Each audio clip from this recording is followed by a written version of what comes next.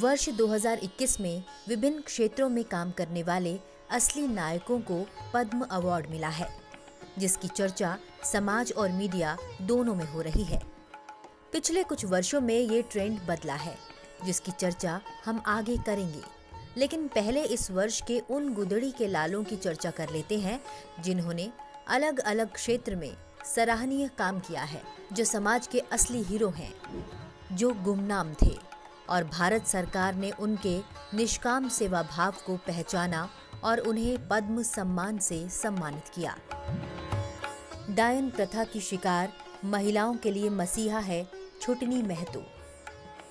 झारखंड में रहने वाली छुटनी महतो को समाज सेवा के लिए पद्मश्री सम्मान मिला है। आज से 25 साल पहले उन्हें डायन बताकर घर से निकाल दिया गया था। छुटनी इस अपमान से टूटी नहीं। उन्होंने इसके खिलाफ अभियान शुरू कर दिया। वह पिछले 25 वर्षों से सरायकेला के बीरबांस गांव में अपने मायके में रह रही हैं। अब वे अकेली नहीं हैं।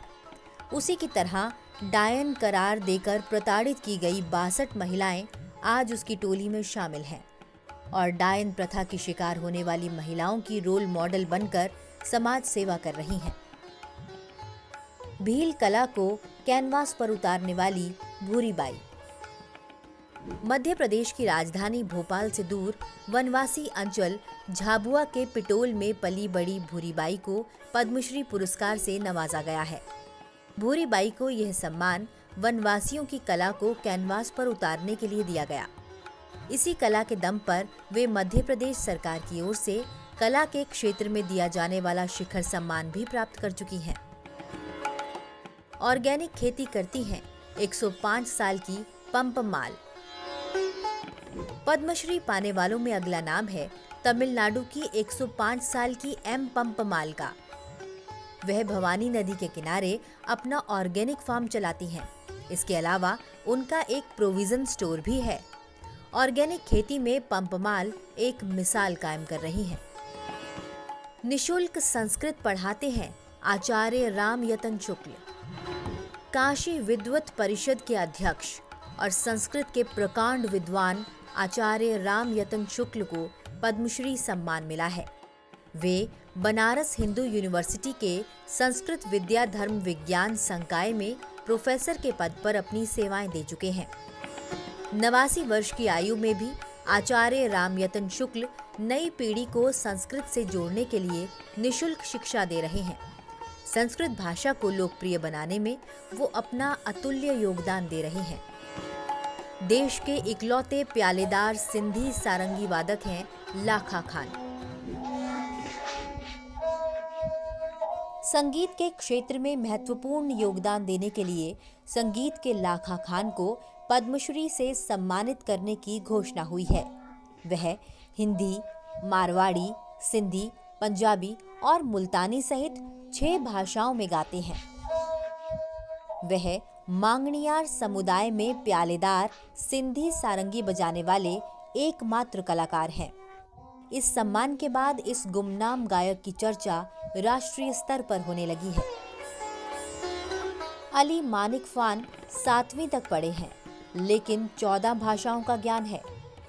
पद्मश्री पाने वालों में 82 साल के अली मानिक खान का भी नाम शामिल है।